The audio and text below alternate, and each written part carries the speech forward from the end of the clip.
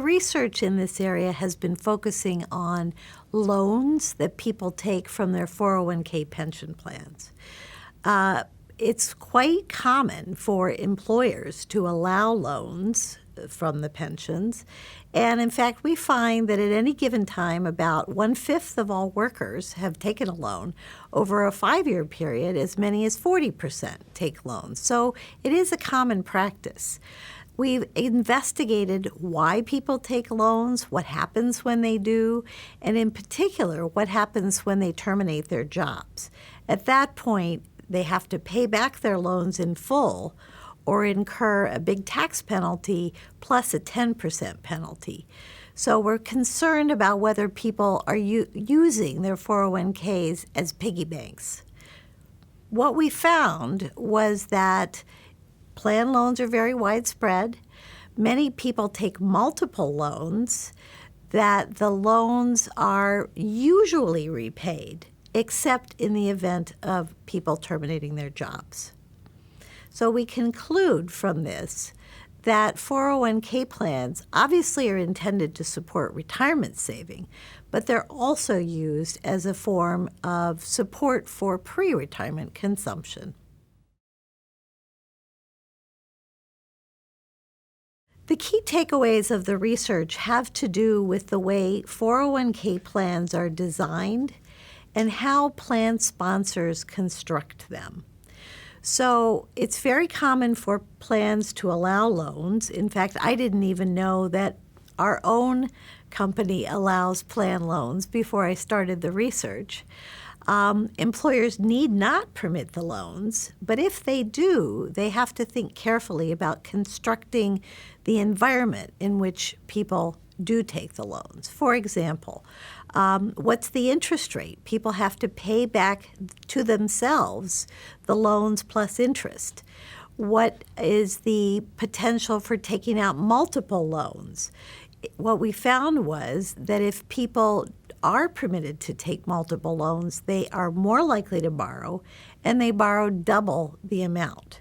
All those decisions are up to plan sponsors who need to think carefully how they structure the 401k environment for their employees. When I started on this research, I had no idea that 401k loans were so widespread.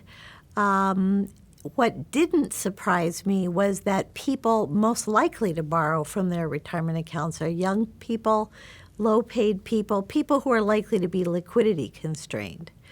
What did surprise me was that so many people default on their loans at the point of job termination. And it's expensive to default. You have to pay income tax plus the tax penalty. I think most people don't realize how big a burden that can be. So we need to get the word out in terms of the cost of defaulting on the loans. Some in policy circles have suggested that loans should be completely outlawed. That is, that workers should be encouraged to save in their 401k plans, but they should be prohibited from borrowing at all. I think that's the wrong message, because employers understand if they're going to encourage the workers to contribute to their plans, and the workers are low paid, they need to have the confidence and the flexibility to be able to borrow if they get into a pinch. I think the right message is that loans can be structured judiciously and thoughtfully, and that the way they're structured makes a big difference to employee behavior. As a result of my research, several conclusions follow. Plan sponsors need to think carefully about how they're allowing access to the plans. For example, instead of allowing multiple loans, which seems to be taken by the employees as an opportunity to borrow, maybe allow one loan at a time and maybe potentially cap the amount that can be borrowed at a time. So that people have the access in the event of hardship and need, but they're not necessarily seeing it as a revolving credit card. There's been a lot of attention, especially since the financial crisis, about Americans' need to save more, their need to set aside more for retirement, and I think my research falls directly into this interest area. There has been substantial policy attention to encouraging saving through 401ks, tax-qualified accounts. There's been a lot of attention to automatic enrollment and automatic escalation, where people boost their saving rates over time. There's been very little attention to what we call the decumulation phase, that is, how people manage the money on the way out of their pensions. Loans are part of it, and also payouts at retirement. So that's, I think, the real crying need for additional analysis.